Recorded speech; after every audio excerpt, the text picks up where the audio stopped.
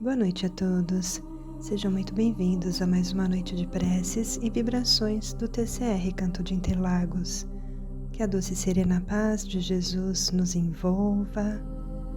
E assim eu os convido a pegarem um copo ou garrafa com água para que sejam fluidificadas pela equipe espiritual, colocando o remédio, o lenitivo necessário para o restabelecimento do corpo físico, mental, emocional e espiritual.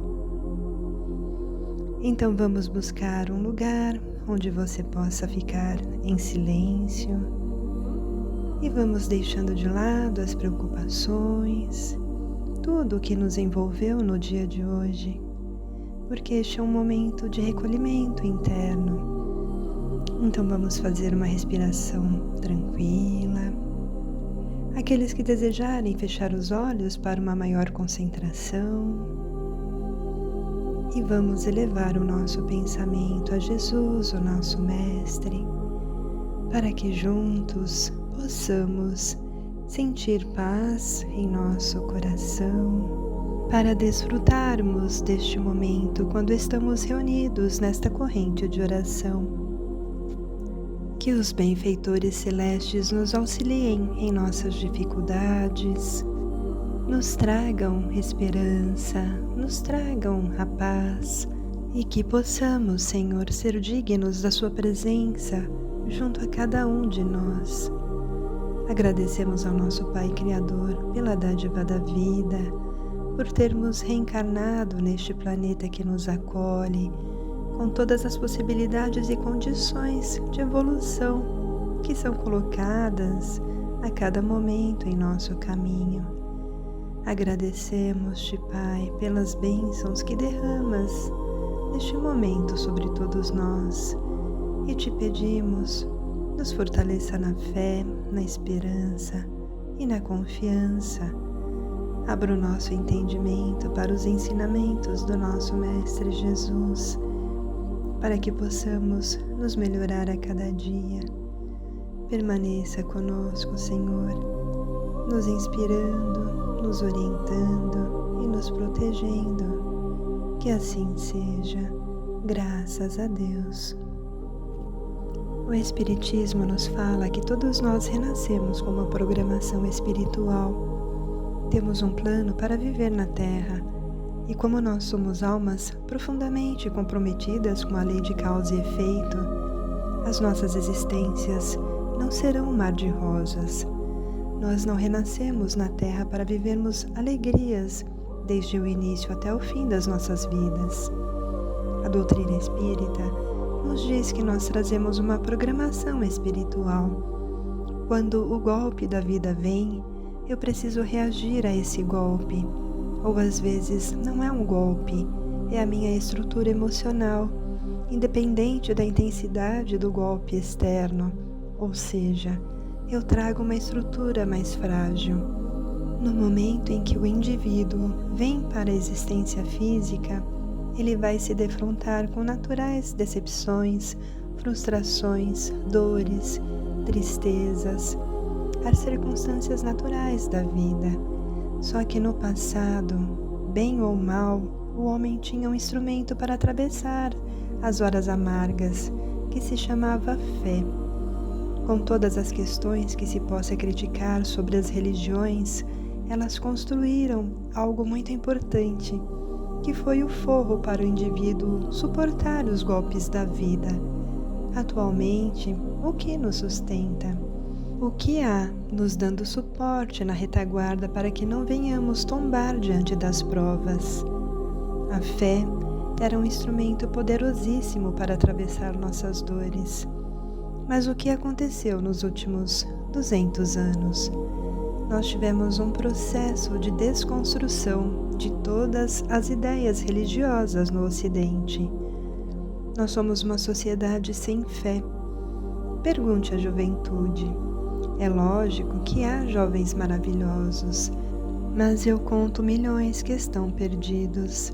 Não estou dizendo que a juventude toda está perdida, mas há uma quantidade muito grande de criaturas que, em função do sequestro da fé, estão sendo empurradas na direção do materialismo. Acreditam que não existe futuro, que caminhamos para a morte, que a vida é apenas o que vemos e, como tal, estão certos de que teríamos que usufruir de todo o prazer que o mundo pode oferecer. A sociedade sem fé que desenvolvemos foi uma sociedade que trouxe para nós esse resultado. E aí podemos perguntar: mas por que fizemos essa sociedade sem fé? Por causa da culpa. As religiões do passado trabalhavam muito em cima da culpa, que era o elemento motriz da obediência a Deus. A sociedade andava de certa maneira dentro de um eixo de equilíbrio por conta de duas muletas, medo e culpa, e o ser humano seguia. Quando a humanidade, no século XIX, decidiu arrancar essas duas muletas da humanidade, ela caiu e agora não consegue andar. Por quê? Porque ela só enxerga a fé como um instrumento de repressão. A figura de Deus acabou ficando bastante associada a essa ideia. Ademais, a humanidade foi desenvolvendo grande incômodo com essas perturbações, que não têm qualquer relação com o que de fato é Deus. São equívocos humanos.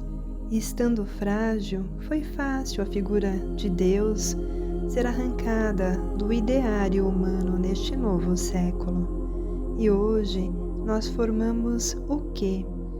Uma sociedade profundamente descrente. E a consequência da descrença é a implantação do processo da depressão no seio da nossa sociedade, inclusive entre jovens que sentem o medo de viver. E por que tantos jovens são depressivos? Por medo do mundo dos adultos, medo de ser adulto, medo de enfrentar os desafios da vida adulta. Preferem ficar encastelados, guardados na casa dos pais.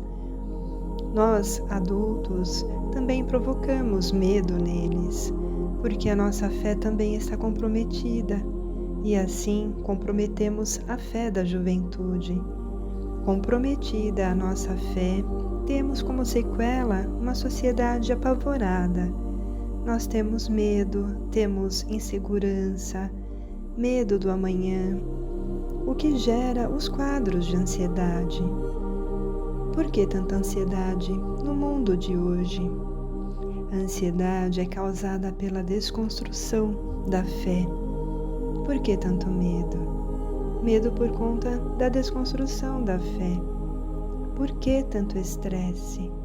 Medo, vontade de ter, de acumular, porque não sabemos o dia de amanhã.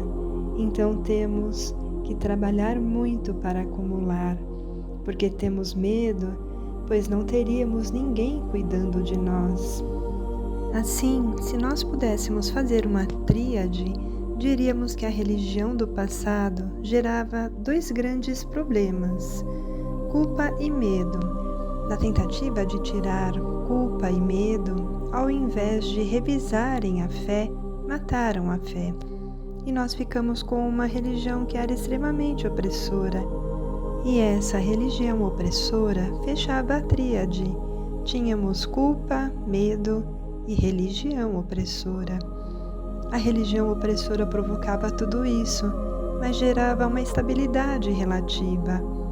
Para romper com o processo de culpa e de medo, matou-se a fé.